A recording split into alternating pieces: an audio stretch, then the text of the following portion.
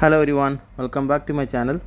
അപ്പോൾ ഇന്ന് ഞാൻ രാവിലെ ഓഫീസിലേക്ക് പോവുകയാണ്. അപ്പോൾ ഇന്ന് പോകേണ്ടത് ഇറാഖ് ബോർഡറിൽ അടുത്തുള്ള സൈഡിലേക്കാണ്. അപ്പോൾ ഡ്രൈവ് ചെയ്യുന്നതിനിടയ്ക്ക് ഞങ്ങൾ രണ്ടുപേരും കൂടെ തള്ളി ഞങ്ങളുടെ റൂട്ട് അങ്ങ് തെറ്റിപ്പോയി. ഇനി അടുത്ത യൂ ടേൺ കണ്ടുപിടിച്ച് വേണം ഞങ്ങൾക്ക് തിരിച്ച് വന്നിട്ട് നേരെ ഡെസേർട്ട് റോഡിലേക്ക് കയറണം. ആ ഡെസേർട്ട് റോഡിലേക്ക് കയറി കഴിഞ്ഞാൽ പിന്നെ ഒറ്റ ലൈനാണത്, അതായത് ഒറ്റ സിംഗിൾ റോഡാണിത്. ഏറ്റവും കൂടുതൽ അപകടങ്ങൾ നടക്കുന്ന റോഡാണിത്. അത് കാരണം രാത്രി കാലങ്ങളിൽ ആരും ഇതിലും വഴി സഞ്ചരിക്കാറില്ല.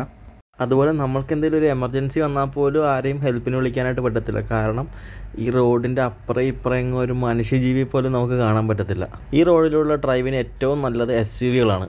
ഡെസേർട്ടിൽ കൂടെയുള്ള റോഡാണേലും റോഡ് മൊത്തം കുണ്ടും കുഴികളുമാണ്.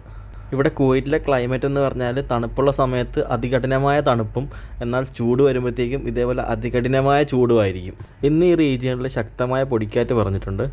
പൊടിക്കാറ്റ് ഷൂട്ട് ചെയ്യുന്നതിനിടയ്ക്ക് അത് സേവ് ചെയ്യാനായിട്ട് എൻ്റെ ഫ്രണ്ട് വിട്ടുപോയി.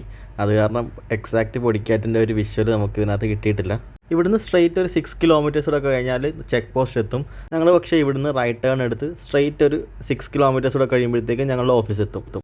ഞങ്ങളിപ്പോൾ റൂമിൽ നിന്ന് ഇറങ്ങിയിട്ട് ഏകദേശം 1.5 മണിക്കൂർ എടുത്തായിട്ടുണ്ട്. 1.5 മണിക്കൂറായിട്ട് ഞങ്ങൾ ഡ്രൈവ് ചെയ്യുമായിരുന്നു. ഇത്രയും ലോങ് ഡ്രൈവ് ചെയ്തിട്ട് നമുക്ക് നല്ല കംഫർട്ടാണ് ഈ കാറിൽ യാത്ര ചെയ്യാനായിട്ട്.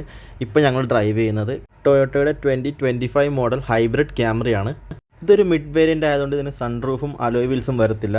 എന്നാൽ ഡ്രൈവർ സീറ്റ് ഇലക്ട്രോണിക്കലി അഡ്ജസ്റ്റബിൾ ആണ്. പക്ഷേ പാസഞ്ചർ സീറ്റ് മാനുവലിയാണ് അഡ്ജസ്റ്റ് ചെയ്യുന്നത്.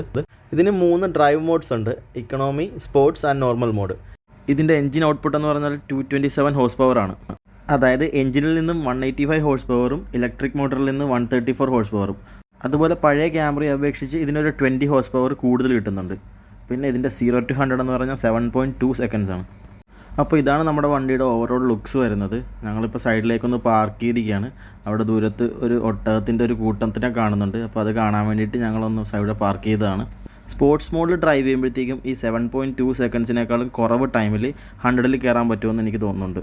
നേരത്തെ എൻ്റെ കയ്യിലിരുന്നത് ഒരു പജേറോ ആയിരുന്നു. പജേറോ കിലോമീറ്റർ ഓവർ ഡ്യൂ ആയതുകൊണ്ട് കമ്പനിയിലേക്ക് തിരിച്ചു കൊടുത്തിട്ട് എനിക്ക് 0 കിലോമീറ്ററിൽ കിട്ടിയതാണ് ഈ ക്യാമറി. ആ പജേറോ തിരിച്ചു കൊടുത്തപ്പോഴത്തേക്ക് എനിക്ക് ഭയങ്കര സങ്കടമായിരുന്നു. കാരണം ഞാനൊരു SUV ഫാനാണ്. പക്ഷേ ഈ ക്യാമറ എന്നെ ഒട്ടും തന്നെ നിരാശപ്പെടുത്തിയില്ല. അത്രയും നല്ലൊരു ഡ്രൈവിംഗ് എക്സ്പീരിയൻസ് ആണ് എനിക്ക് ഈ ക്യാമറ തന്നത്. അപ്പോൾ ഇന്നത്തെ ഡ്യൂട്ടി കഴിഞ്ഞ് ഞങ്ങൾ തിരിച്ചു പോവുകയാണ്. അപ്പോൾ തിരിച്ചു പോകുന്ന ടൈമിലാണ് ഞങ്ങൾ ഈ ഒട്ടകത്തിൻ്റെ കൂട്ടത്തെ കണ്ടിട്ടൊന്ന് സൈഡിലേക്ക് പാർക്ക് ചെയ്തത്. അപ്പോൾ ഇനി അങ്ങോട്ട് എൻ്റെ ഫ്രണ്ടാണ് ഡ്രൈവ് ചെയ്യാൻ പോകുന്നത്. അപ്പോൾ ഇത്രയുള്ള ഇന്നത്തെ വിശേഷങ്ങൾ. അപ്പോൾ അടുത്തൊരു വീഡിയോയുമായി വീണ്ടും കാണാം. Bye bye.